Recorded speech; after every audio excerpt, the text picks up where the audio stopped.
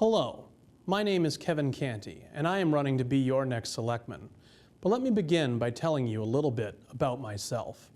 Plymouth is my hometown, and I have lived here all my life. I grew up in West Plymouth. I graduated from Plymouth North High School and then went on to attend both Northeastern University and Northeastern University School of Law. I have served on the town's Advisory and Finance Committee for the past 2 years, where I help oversee the town's budget and make recommendations on the articles that go before town meeting. For my day job, I am a criminal defense attorney working for the state as a public defender in Plymouth District Court. And now, let me tell you why I am running for selectman. To put it simply, I am very concerned about the future of our town, and we need a change in leadership. As an example, Plymouth's current leaders try and save money by underfunding the maintenance of buildings we all use. Instead of properly maintaining our buildings and utilities, we replace them prematurely.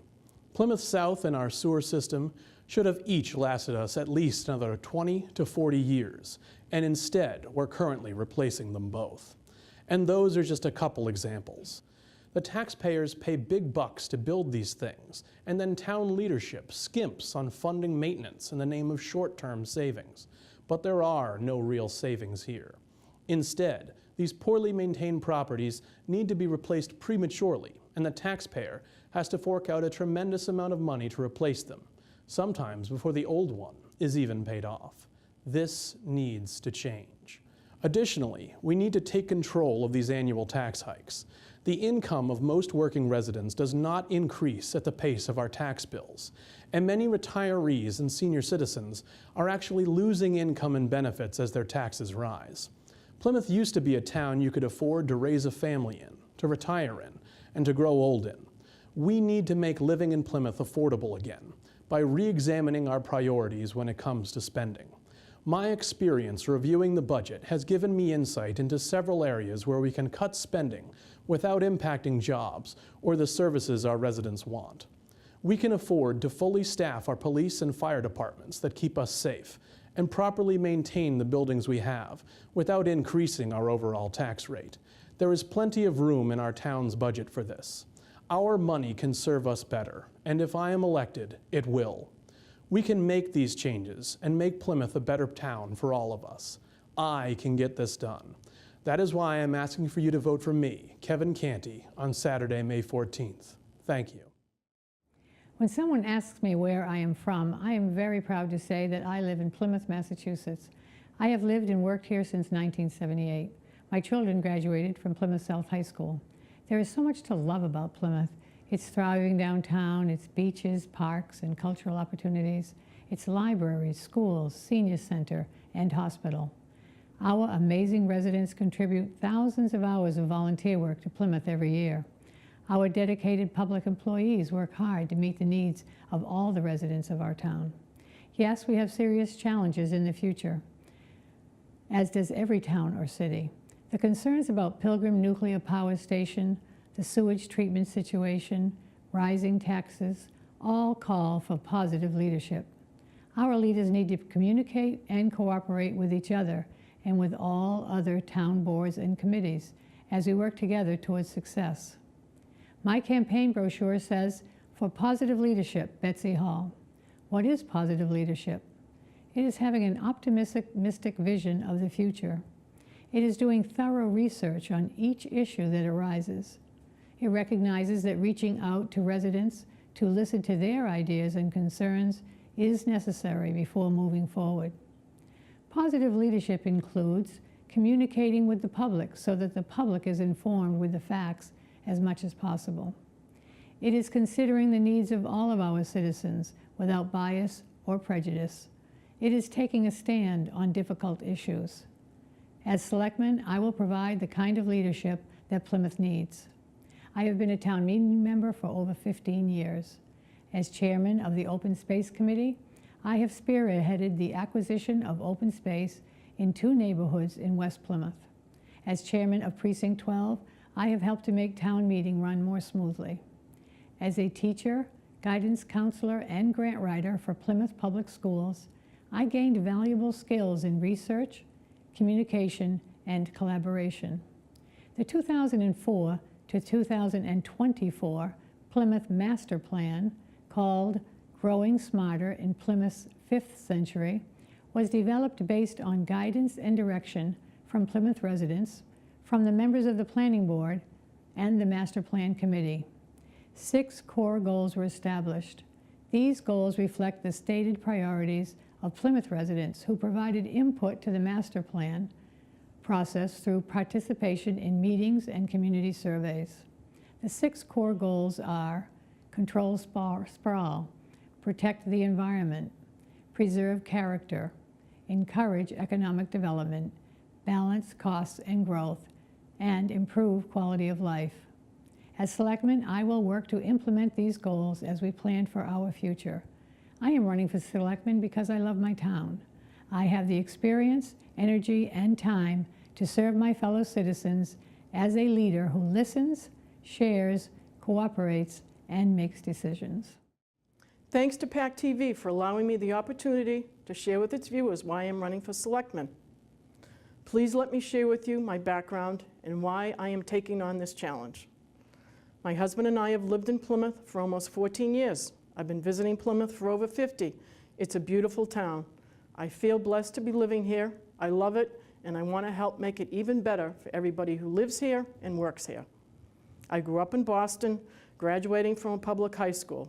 I graduated from Suffolk University in Boston with a bachelor's and a master's degree in business while working full-time. My career has been in healthcare, computer systems, finance, and management for 35 years. I'm a registered independent. I believe in voting for the issue or the person. Town politics is nonpartisan. I have no hidden agenda on why I am running for Selectman. My only reason is to help the town I live in plan strategically for the short-term and the long-term needs of the town, its residents, and its employees. This position is not a stepping stone, something to do in retirement, or part of any career path for me. I work full-time. Some people might say, how could you be a selectman and work full-time? I'm an organized person.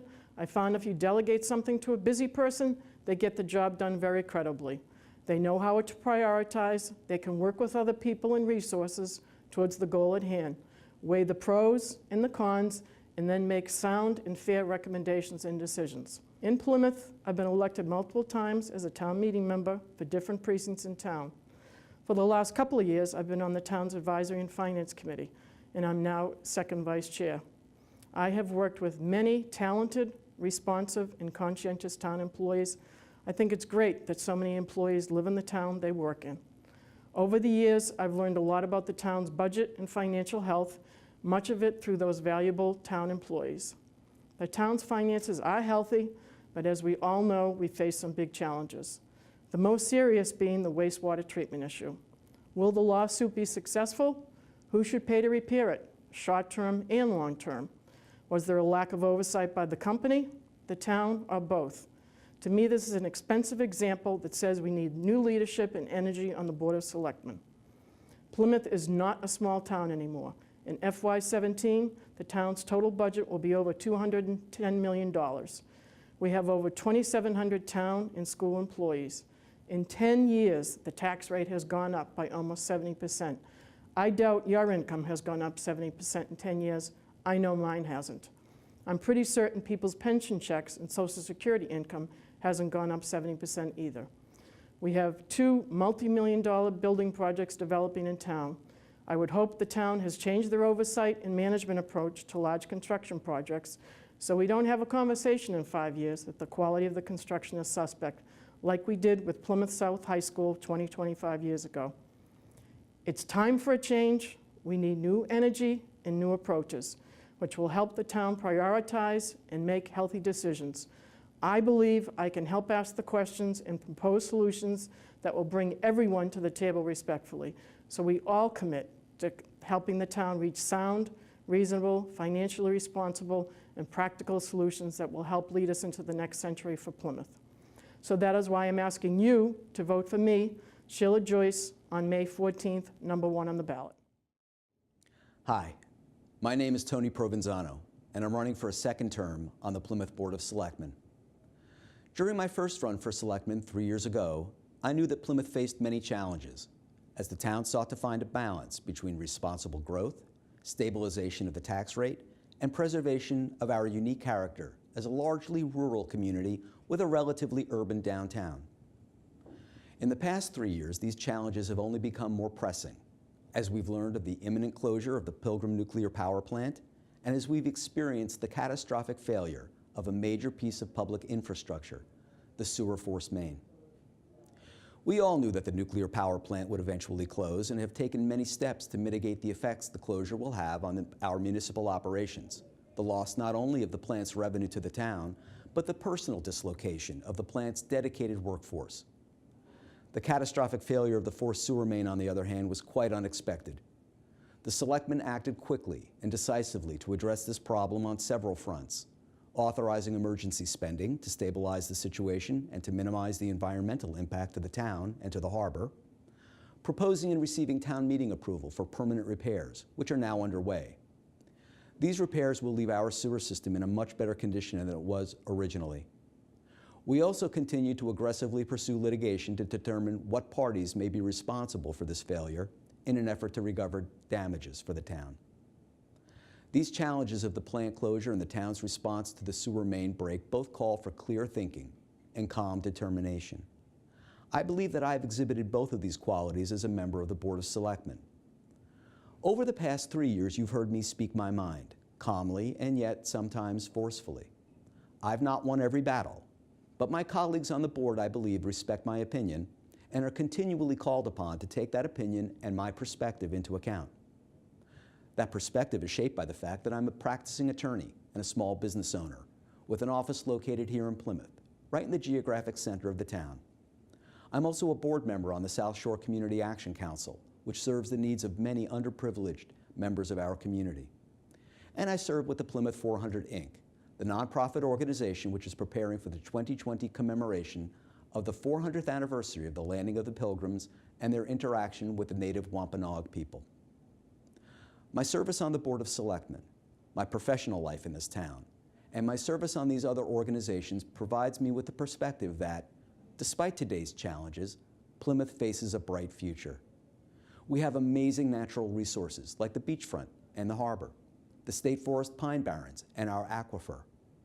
We're also blessed by our greatest resource, the people of this town, spread throughout its many neighborhoods, who will allow us to overcome whatever obstacle we may face. Our history, both the stories of the early struggles of the Pilgrims and the more modern episodes of dislocation, such as the cordage closing of the 60s, tell us that as a community, we don't give up. When challenged, we simply refuse to panic. We apply clear thinking, some good common sense as we go forward to meet the challenges ahead. So I respectfully ask you to cast one of your 2 votes for Selectmen at the upcoming Saturday, May 14 town election for me, Tony Provenzano. Thank you for your support in the past, and thank you for your consideration.